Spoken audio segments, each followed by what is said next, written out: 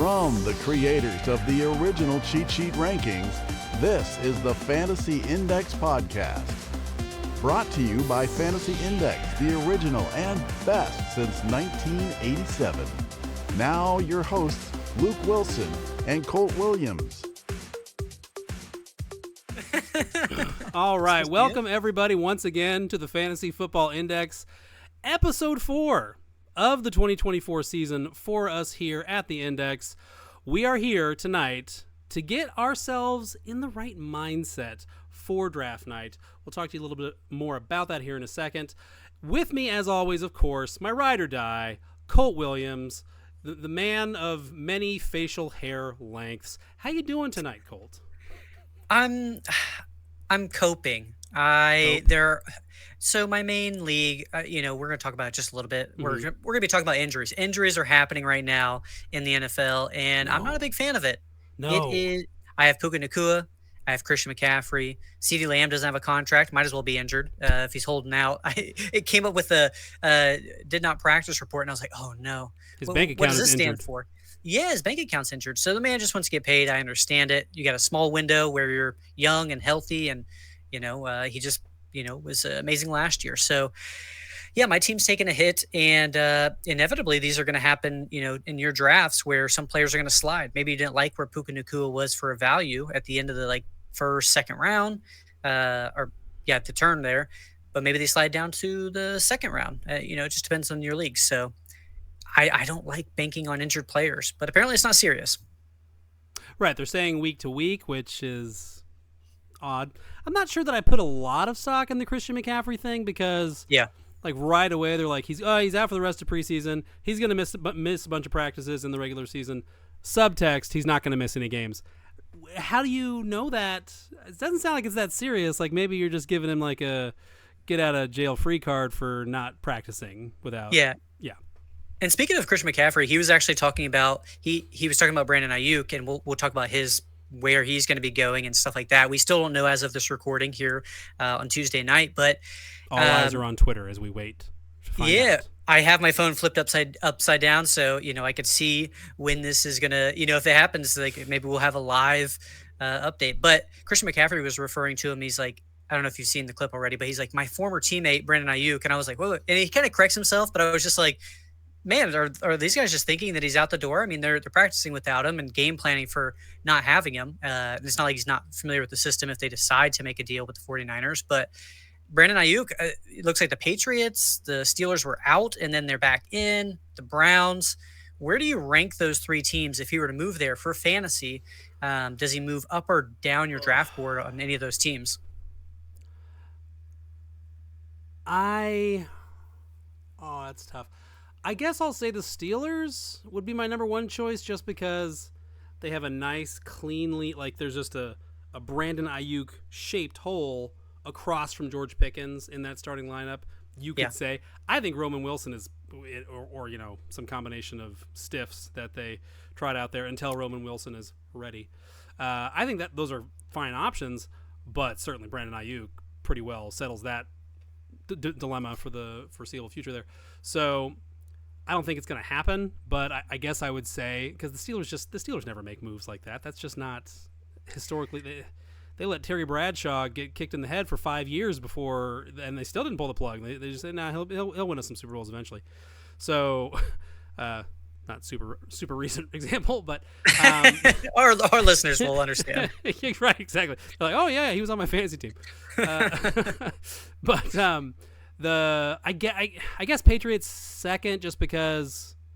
I mean, I don't know. I don't really like any of them, to be honest. I think it's a downgrade regardless. Yeah, no, for sure. Kind of like I said, Aiyuk was one of my fades if he stays with the 49ers, because he just did so much with so few targets last year that it's such a low probability of repeating. Sure, his targets would go up in New England. Sure, they would probably go up. They might go up in Pittsburgh. I mean, they don't really seem like they want to throw the ball a ton. It's just you're not leaving the 49ers offense how good, unless you're going to Detroit or Miami, it's hard for me to be let's see Aiyuk as a Patriot. Sorry, Colt. What if you got the Amari Cooper for Brandon Aiyuk swap? They were talking Yeah. about that. Just if that was the case, that has Yeah. the Browns at the top for me, and then I would have the Steelers, and then the Patriots. I'd be really excited for the Patriots. Brandon Ayuk's only, I think, 26 years old. It's good, a long-term move, helps out Drake May eventually when he gets onto the field. Right. But yeah, I don't know. I'm really in on Deshaun Watson this year. I not in a one quarterback league. Let's just lay that out there. In a two quarterback league, he's just going in like the 11th, 12th round. It's so far down the board that. And then I did all the metrics of it, and he was like the QB 9 in like a 2 week span when he played, and then the QB 11, I think, in another span. So being drafted as like the quarterback 22, I mean, I'll take that all day. He stunk last year, and he was good for fantasy. So Right. okay for fantasy. Right. I'm open to it. I'm open to Watson being more fantasy friendly than than winning friendly for the Browns. Yeah. Yeah. No. If Cooper goes back in a potential swap with the Niners, then that's certainly,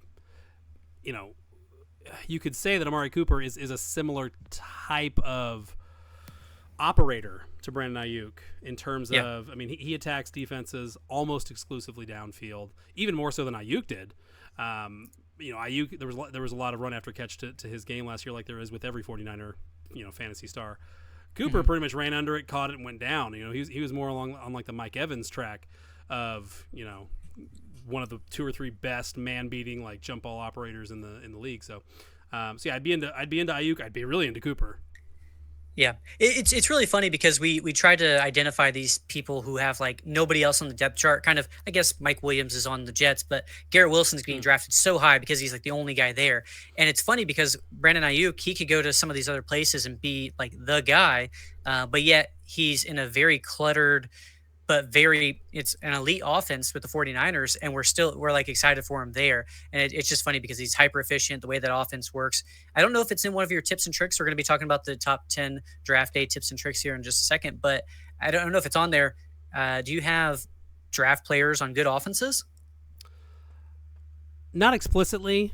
I would hope that my reputation precedes me enough for people to know that I am systems based. Yes, like if I'm torn between, what's a Carolina Panther and a Los Angeles Ram, it's probably going to be the Ram.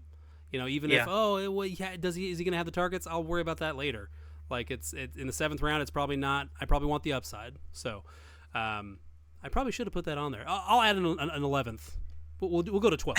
Well, yeah, we'll start it off with that one. That one is just kind of a thing. Good offenses. If you're in between, maybe a couple of pair of players, then hey, look at the one that's on a better offense. Who has a better? If it's a running back, who's going to get goal line carries? Maybe that helps just spike your weeks just a little bit more. But let's go ahead and dive into it, shall we? Let's go. Where are we starting off with? All right. I'm going to kick it off here. Tip number 1: draft for dependability in the early rounds. Now, I know we had that mock draft.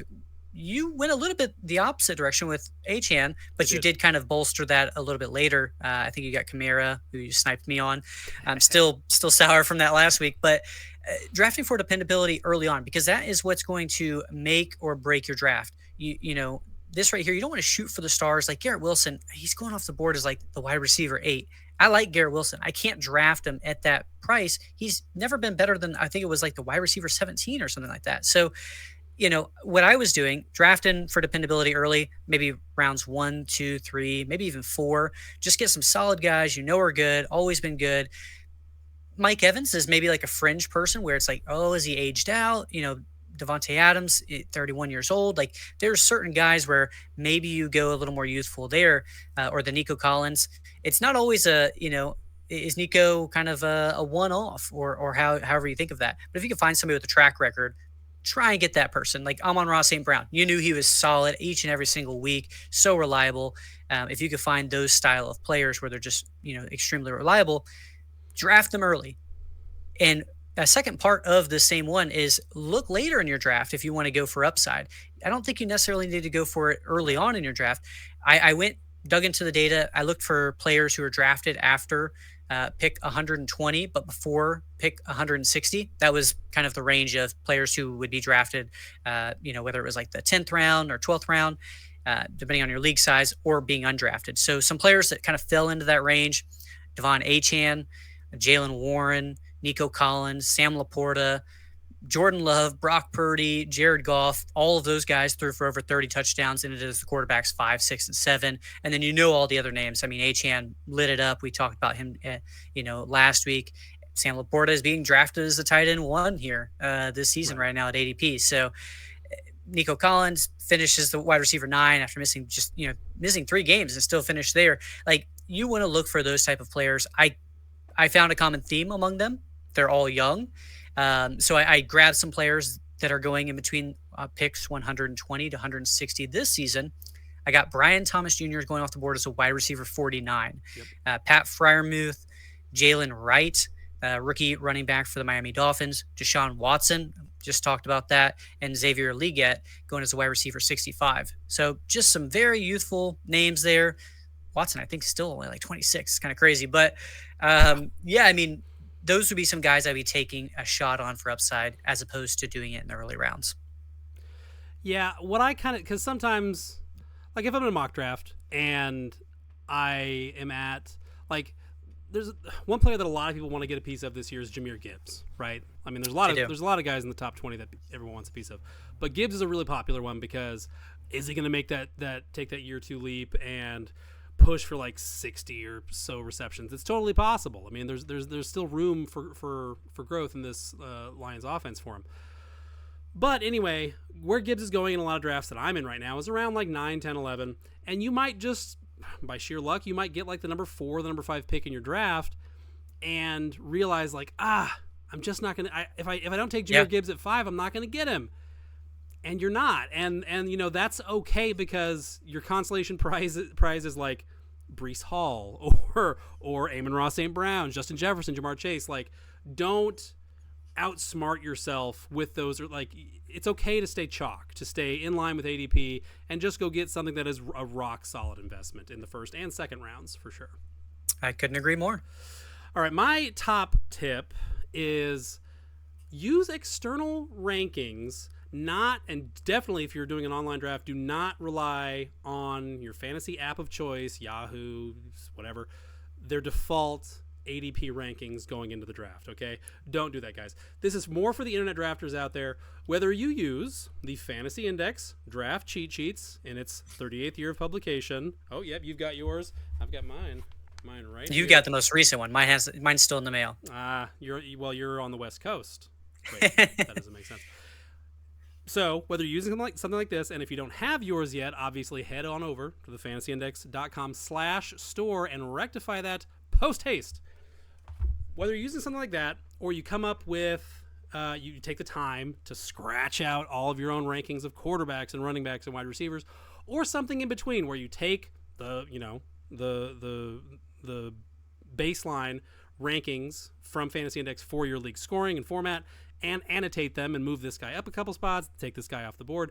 Whatever you do, like, don't show up to your draft and wing it, is basically what I'm saying. If you're drafting online, then your hosting platform of choice will have default rankings baked into the draft room, which everyone else in that draft room will also be leaning on. So there's really no advantage to be had there. There's only disadvantages to be had there if they are all using, some third, second set of eyes to give them like a 3-dimensional view of the board as it's progressing.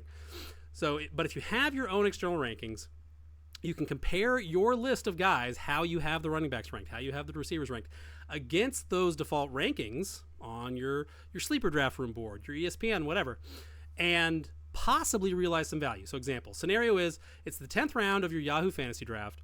Chase Brown is your top running back left on your board in your own personal rankings, but the Yahoo default rankings have like 6 or 7 running backs ahead of him still on the board, okay? Meanwhile, Romeo Doubs is the top remaining wide receiver in both your rankings and on the Yahoo default rankings, okay? So here's the scenario.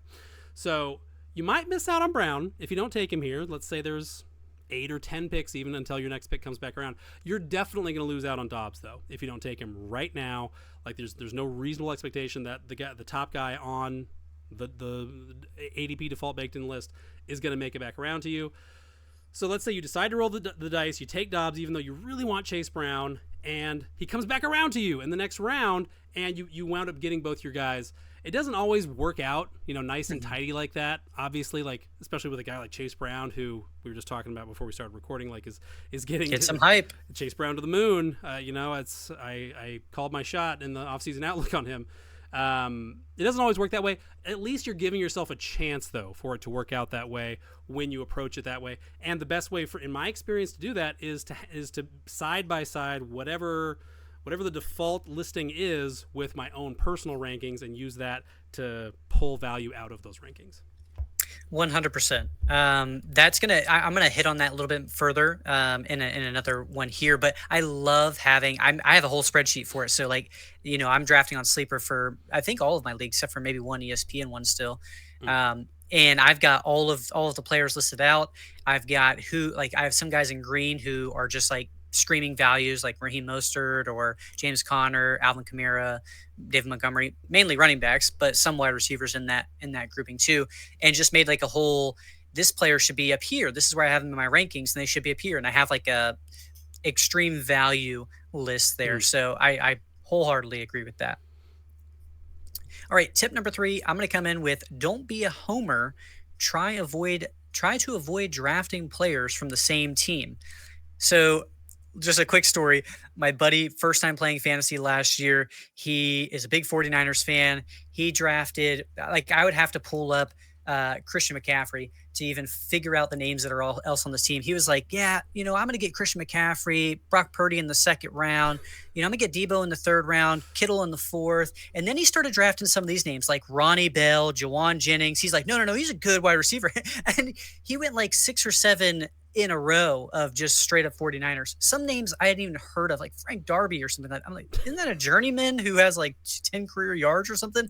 Nevertheless, don't do that. But furthermore, on drafting players from the same team, I really like, Kyron Williams this year. I really like Cooper Kupp. I think they're both pretty good values here in the draft so far that I've seen in ADP. Now, sometimes you have to go from, grabbing Kyron somewhere in the 2nd, maybe Cooper Kupp in the 3rd or 4th, and that lines up that way. But if you think about it, Matthew Stafford is either handing it off to Kyron or throwing it to him, or throwing the ball to Cooper Kupp. Like they both can't score a touchdown on any given drive. So you raise your floor if there were only those 2 weapons, but they have a lot more weapons there on the Rams offense.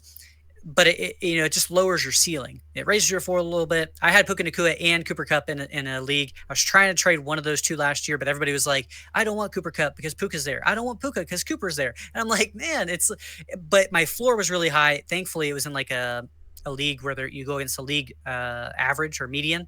And so it helped raise my floor and help me beat that and won the championship there. But nevertheless, I don't really like grabbing players unless it's a pass catcher, like a quarterback and wide receiver duo. I don't like stacking players like that on the same team. Yeah, I've never been a fan of the stack. I know there's a lot of diehard stack advocates out there, and quarterback stack, the quarterback receiver stack. I've never been like it's never really made sense to me. And I've always been afraid to like let it into my calculus and have it make me take worse players just because I'm chasing those sweet stack points. Not against the stack. I'm just not a big stack advocate. It's big. It's much bigger in like best ball or like daily fantasy, where it's like, oh, this player has a good game. It happened because of this quarterback, and so that's where really it comes in. It's helpful in redraft. I don't think it's certainly not concrete as you're mentioning. That's a tip there. Stacks in best ball. Keep your stacks in your best ball drafts. Boom. Free tip number 12A. All right, and just to elaborate a little bit, like, if you're gonna, it's okay to get 2 or sometimes even 3 players from the same offense. Better be a good offense though. Better be a good offense because you're increasing your bye week consolidation, so that's going to cost you a game. Some people like that, some don't. And then also, if that offense happens to be the 2023 Carolina Panthers and you didn't see that coming, oh boy, that's going to hurt. That's a rising tide raises all ships. What does a crashing tide do, folks? It could also be like 2017 or one of those years where it was AB and Le'Veon Bell were on the same team, right? Where Bell was lighting it up, AB was lighting it up. He was the number 1 receiver basically for 5 or 6 years, consecutively. So it's rare, and that's why that's a good example, and that's why it was like 6 or 7 years ago. It's pretty rare. If you can see that coming, you don't need this podcast. Turn it off. Start your own. just enjoy your Miss Cleo life, and we'll talk to you on the other side. All right, tip number 4: keep an eye on what the draft board is doing. It's I love very this one. easy to get so focused on what you're trying to do with your team that you completely tune out what's happening on the board around you. I used to be the same way. I used to be so focused on like just okay, here are the 2 or 3 players I want to get with my next pick.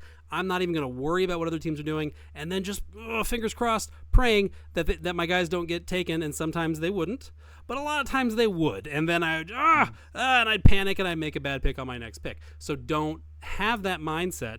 Don't set yourself up for that kind of heartbreak, anxiety mid draft. Keep an eye on what's going on around you. So let's say Travis Kelce slides all the way to the start of the 4th round in your draft. Okay, it's a bit of a slide. He's probably not going to make it that far in like most 12-team drafts, but it's possible. I've seen it happen. Yeah. Followed by Trey McBride going like 2 picks later. Okay, so kind of the consensus tight end 2, consensus tight end 3, and then you're now on the clock. Okay, so Kelce went 3 picks before you. McBride went 1 pick before you. Now you're on the clock. Mark Andrews and Dalton Kincaid are the last 2 tier 1 tight ends in your rankings, because again, I just said have your own rankings, so you listen to that. So maybe you hadn't planned to take a tight end here middle of the 4th round, but taking Andrews or Kincaid can position you to pretty much deplete the tight end tier, and also possibly, and this is where it helps to kind of know the habits and the mindset of the people you're playing with, can possibly pressure the teams drafting in the rest of the round to reach for a tight end, to go grab a guy above his ADP slot, which with tight ends more often than not is a death sentence. Like you're hemorrhaging points at that point. So, and double whammy here. If you are able to trigger a tight end run, you are pushing non-tight ends back down the board where they might wrap back around to you with your next pick. So an additional potential benefit there. So another great example, into the 9th round and you still don't have a quarterback, Dak Prescott and Jordan Love are still on the board and you feel fine taking either one, pull the trigger, right? Hold on, not so fast. You draft in the 10th round, you draft 10th in the 9th round, and the teams drafting behind you at the turn, 11th and 12th, both already have quarterbacks and desperately need running backs. You can see that from looking at their rosters. Austin Eckler, now of the Washington Commanders, is the top running back left on the board. He will not make it past both of them twice, because the 9th round, they're going to pick twice, then they pick twice again, then it's you. So even though you technically need quarterback more, it's a safe bet that one of those QBs is coming back around, and probably both, coming back around to you with your next pick anyway. Eckler won't. You can take Eckler. Groans and profanity erupt from the draft room around you if you're in person or if you're online, and you get that coveted good pick reaction from a couple of your buddies, which is always nice. Yeah, I love that one. I love seeing the draft board. Sleeper's great about that. So if you draft online, Sleeper's great. I've done a lot of them have drafts. improved. Yahoo is still terrible, but yeah, Sleeper's great. I've done in-person drafts, but never redrafts. It's always been rookie drafts, so it doesn't really matter about like if a that turn, a tight end type situation or a quarterback situation like that. But I've seen the boards. They're colorful, and you can see that it's just a good visual marker of seeing exactly what's going on, especially if you're at that turn spot. If you're in the middle of the draft, I mean, it could still matter, certainly, but it's a little bit tougher. That's why I like being at the turns personally, because I can just kind of extract a little bit of artificial value there at the end. Next tip number 5. I named this one, sometimes great value is just as tasty as name brand. I love it. I was naming these off to my wife, and she was like, that's the best one. She does not care about fantasy whatsoever. She was just listening to blabber because she was talking about work, and I was like, well, let me just talk about work some too. But nevertheless, like I said, great value is just as tasty as name brand. So this is a wide receiver specific tip, I guess, because I'm going to be talking about wide receivers almost exclusively, but it can work for running backs as well. So basically what I'm saying here is, I'll give you an example. Jalen Waddle is the great value version of Tyreek Hill, the name brand, on the Dolphins offense.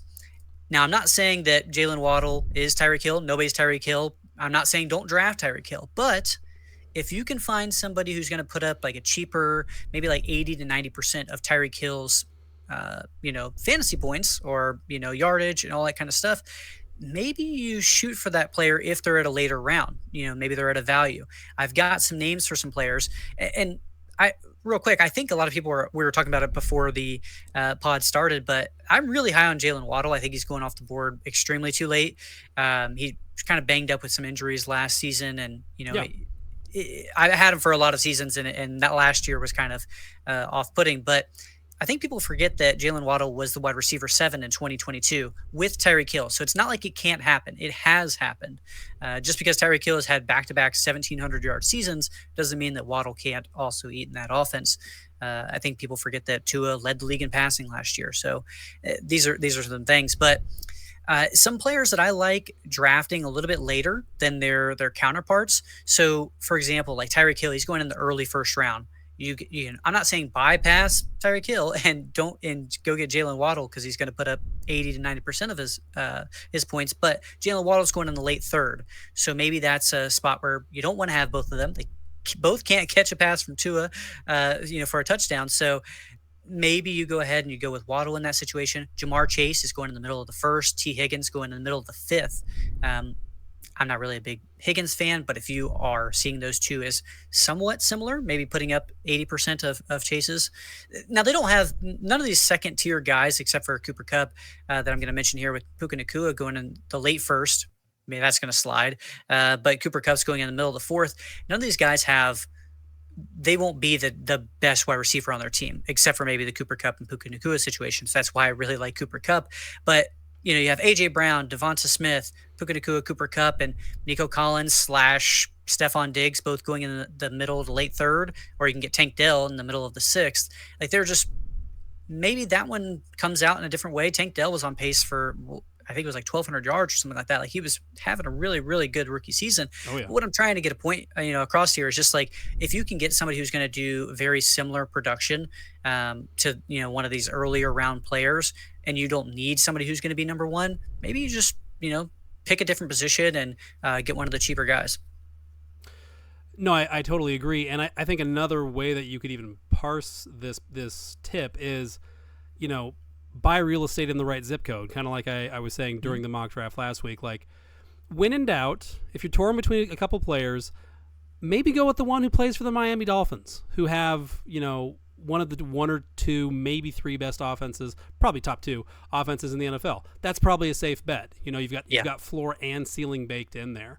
I think it's easy, and a lot of people do get so wrapped up in the player themselves, the name themselves, and Twitter hype videos and YouTube, and one mixtape type highlights, like it gets you so gassed up on the name, on the number on the jersey. But how many of these guys, their fantasy value, their ADP is really tied to the offense and the role that they play in that offense? A lot of them. So no, I totally agree with, just because you couldn't get Tyreek Hill at 3rd overall in your draft, you don't need to hold that against Jalen Waddle coming back around if he's there in, the late 3rd, which he is in a lot of drafts right now. So no, I totally agree. My next one is going to be keep an open and BPA, best player available, not British Pale Ale, BPA oriented mind. Okay. So one thing I always tell myself, try to remind myself going into a draft, be open to possibilities. Maybe you told yourself, after grabbing your Amon-Ra St. Brown in the middle of the first round of your draft, that you just had to get a running back next, no matter what. Like, it was no matter what else happens, as long as I can get Amon-Ra, I'm going to come back around and get a running back, only to have Garrett Wilson come sliding down the board right to your middle of the 2nd round pick where you did not expect him to be. Okay, like that's unexpected.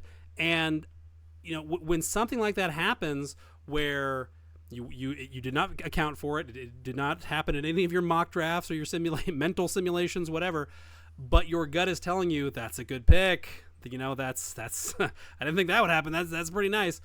Don't be constrained by some idealized roster construction sequence when it comes to getting the best potential value at every pick.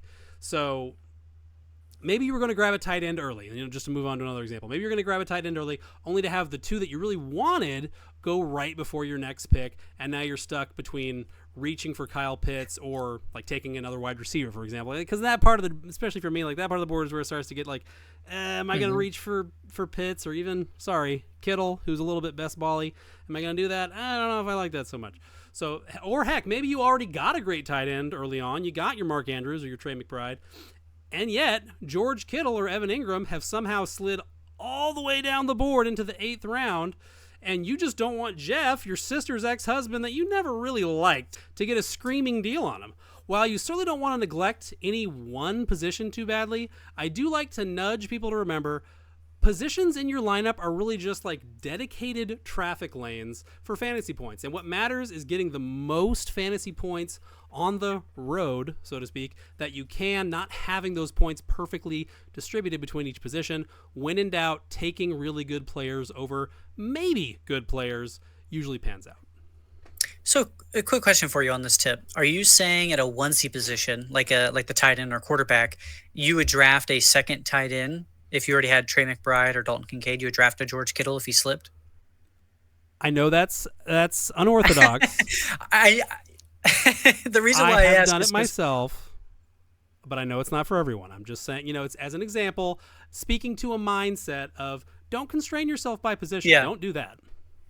I like this tip especially. I think it's a little more universal for running backs and wide receivers because it's like just maybe you're already wide receiver heavy and you need some more running backs, but you're seeing a value at wide receiver. Maybe you grab that 4th or 5th wide receiver before you grab your 3rd running back, right, even though you need more depth there.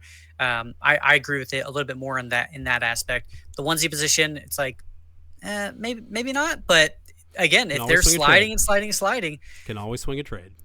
You can always swing a trade. I don't draft to trade, but you can draft a trade, do it that way, especially with a tight end position and the landscape how it is. George Kittle in the 8th. Come on, Colt. George Kittle. That's going to be a little easier to swing than somebody's like a Jordan Love or Dak Prescott way in like the 10th or something for somebody. Right. But nevertheless, tip number 7, we're chugging along here. Be comfortable in your league. Now, this is a big tip here for me. Be familiar with your league scoring. The starting roster spots, is it multiple? There's nothing worse than the guy who, or halfway through the draft and he didn't realize it was super flex. And he's like, hey, we're starting 2 quarterbacks in this one. What's going on? I only drafted 1 in this entire draft. I got a lot of other good players, but I forgot to draft a second quarterback. Can we redo the draft? Like that's unacceptable for one. I've been in a league where that happened, but do mocks. Be familiar with what your landscape is looking like. You're going to be familiar with the platform, in general. Like I was saying, I like to use Sleeper a lot. When it comes to my actual draft day, I'm going to be drafting from my computer. I got all my notes, my spreadsheets up.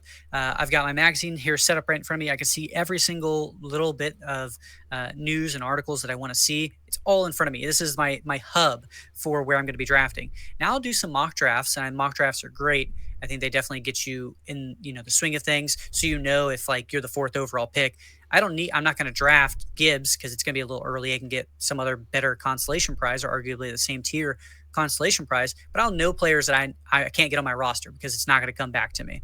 So mocking, I think, is great for that. That's going to help you get a little bit more comfortable in your league. But if you're going to be drafting from your spot here and you wait until you wait until draft day to actually come and mock on the computer, you're like, oh, how do I set this up? This looks way different from on my phone. I've been doing 100 mocks and I'm very familiar with it, but I'm not familiar with how it works here. And where's that noise coming from? How do I turn that off? And so that's going to happen on draft day. Don't be that guy. Don't be that gal who is, just fiddling with the different platforms that you're drafting on. Be familiar with ADP. I think that's going to get you extremely comfortable. You're going to find out, as you were discussing earlier, and I said I was going to hit back on it, star those players. Like if you have some kind of way, not necessarily queue them up, but add some kind of marker next to them. Sleeper has a great one. I can add a whole bunch of stars next to players that I find as values. So when I'm going through, I've got the entire list. It's huge on the screen. I can see multiple picks down. If I want to grab earlier on a guy, as opposed to, waiting, I can see that person starred. I already know that I like them, and maybe I can add some other values there at the end of the draft. So that's kind of the last part of the tip. Just knowing who is in your league, I think, if I'm personally a late quarterback drafter, I know that two of the other guys in my league are late quarterback drafters. So they're going to be looking at the Jaden Daniels. They're going to be looking at the Dak Prescotts, the Jordan Loves, um, the Jared Goffs, these other guys who could make that jump into, like the top five because of rushing or a plethora of touchdowns. So I think just being comfortable in your league is like a really huge tip, and there's multiple ways to make that happen. I thought super flex just meant that like your flex was supposed to be super good, or like we had an extra flex. I didn't know. Guys, come on. Yeah, don't be that guy. That's You never live that down. You're never really clean again after something like that. It was really bad. That person, we were in the 10th round, and he was like, "Hey, can we redo this? I messed this up." And that's the worst part. Like I like mocking with people that aren't in my league if possible, but mocking against computers is just as good. I don't want anybody to know who I like his values, so I don't want to draft with any of my league mates personally. How do you feel on that? Do you ever do any mock drafts with league mates, or? Well, in the Fantasy Index Discord, we have a unusual degree of familiarity and collegiality, shall we say. So there is an expectation that you will show your cards somewhat, especially this time of year. Like, okay, come on, Luke, cut the crapola. Who's your running back here? Don't give me any nonsense. So yeah, but yes, in general, I don't like to tip my hand because then they use it against me and they snipe my brains out, and I hate that. So. Yeah. That's the worst part about having public cheat sheets or talking about values that we like and stuff like that. Like while my friends are watching the pod, I'm like, oh my goodness, they're just going to snipe me over and over and over again. Yeah. I'm like, I'm hoping that people forget that I have a podcast just for August. Just for August, please. Yeah. And then in September, middle of September. Okay. Now you can hear about remember I have a podcast. Yeah. Okay. All right. My next tip, know your league positional scarcity. So similar to the point that you just had, but a little bit of a wrinkle. So, for example, in my hometown league here in Dallas, my hometown buddy league, we start 2 running backs, 2 wide receivers, and a flex. Given that the RB12, in terms of fantasy points finished last year, was approximately as productive as the wide receiver 15, the RB24 was about as productive as the wide receiver 30, in that league scoring, I'm going to be a little more inclined to shore up at the running back position over wide receiver, all other things being equal, because of the relative positional scarcity in that league. In my league with some Seattle area folks, we're only required to start 1 running back with 2 spots for wide receivers and 2 flex spots. So I really only need like 2 startable running backs at most in there at any given time. I can feel free to stomp the gas on wide receivers to my heart's content in that format. So just keep that in mind as you go into, certainly if you have more than 1 league, you really have to orient your compass by positional scarcity. Another thing to keep in mind with this is league size. If you're in a 10-team league and you really like the quarterbacks around like 8, 9, 10, 11, and you should, then you should not be scared into reaching for like Lamar Jackson or CJ Stroud, 2 guys that we stomped on a couple weeks ago. Once the top 3 guys are gone, you can get positively absurd values on the Brock Purdy's and Jared Goffs of the world much later in 10-team. The tight end position is with the tight end position having recovered from the 2021-2022 dark ages somewhat. Tight end is, I'm not going to say it's super deep, but it's a lot better off than it was 2 years ago. That's for sure. So with that, you can have kind of a similar mindset here in 10-team. I know I was just going way off the beaten path and advocate. Grab 2 tight ends in the first 6 rounds. Assert dominance, folks.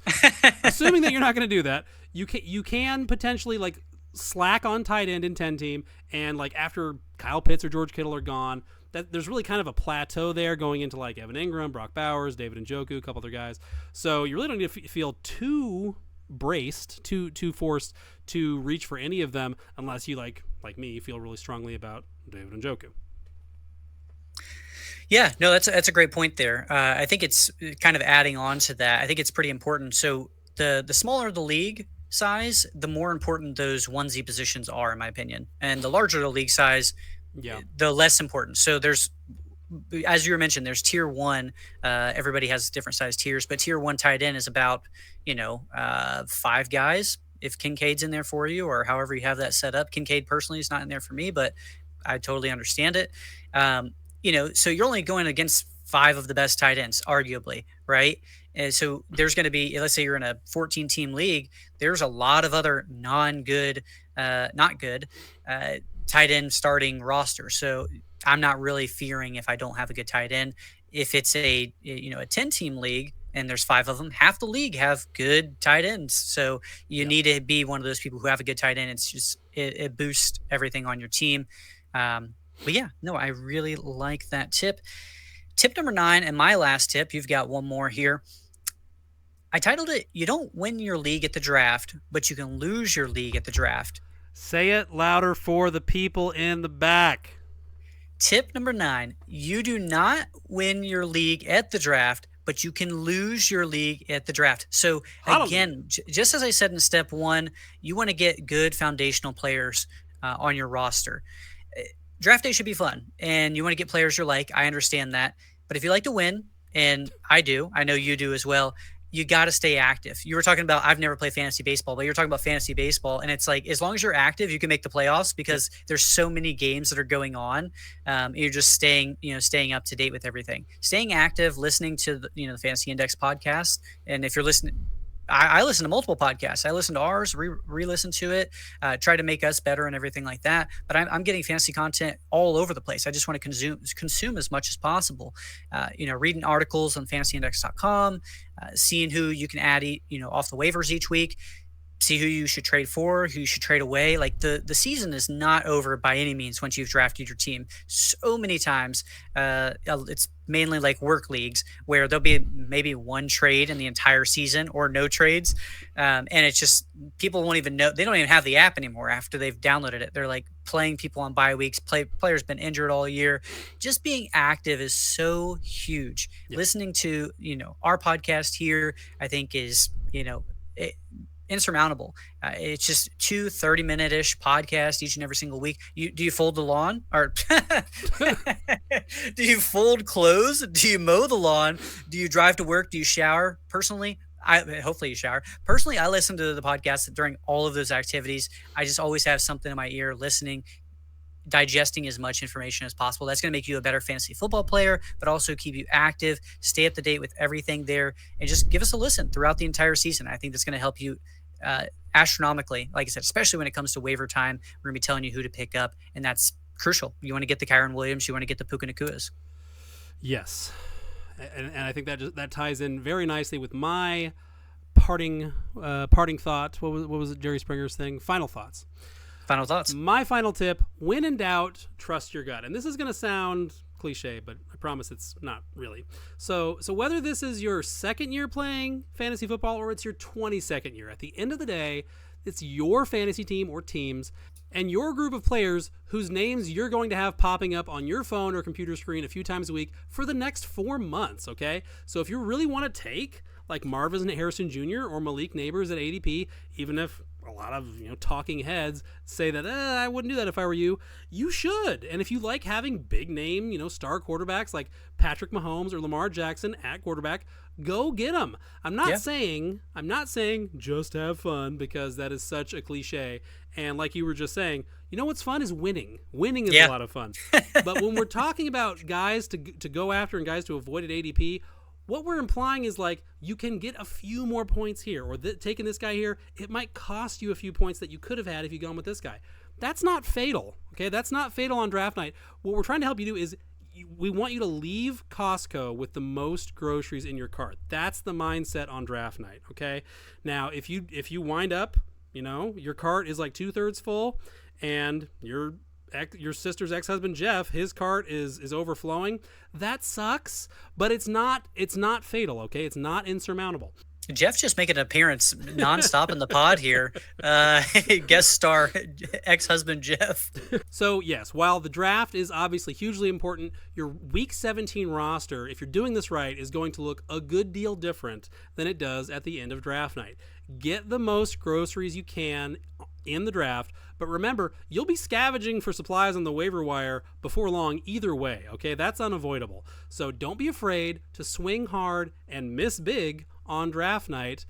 You can recover as long as you are determined to recover. And it's great if you're in multiple leagues too, because you want to diversify your bonds, Wu-Tang Financial, right? Where it's like I don't want to. Last year in best ball leagues, I undisclosed amount of money, but I had Jalen Waddle on about 60% of my leagues. Does your wife listen to the podcast, Colt? How much you want to lean let's into the just mic and say how say- much you spent? Yeah. Hey, how's it going? So, no, nevertheless, needless to say, you want to diversify your portfolio. If you have no shares of Marvin Harrison Jr., just because you're not you have any conviction on him, get some shares of him if you're in multiple leagues. Man, we wrapped it up. All 10 down, and we knocked them down. What do we have next week? I think we have our AMA Q&A mailbag. So make sure wherever you listen to us, whether it's Spotify, Apple, if you're grabbing this from the website, YouTube, X, formerly known as Twitter, Facebook, Instagram. There's so many different ways that you're going to be able to ask us questions. Go ahead, shoot us a question. It's an AMA. So if it's something personal, hey, Colt, how long you been growing your beard? Hey, Luke, lost a little weight, whatever it is, just ask us anything you want. Especially if it's fantasy related, we're going to help you out. So yeah, I think that's going to be a really fun episode. We need more questions. We've got some, but the more the merrier. Yeah, shoot us a question. I love the Q&A mailbag type episodes. I'm so looking forward to that. I think it's going to be a blast. Yeah, we had one last year. It was an amazing time. So, all right, everybody, we will see you next week with the Q&A AMA. This has been the Fantasy Index Podcast. For more great content, premium rankings, and cheat sheets, head over to fantasyindex.com.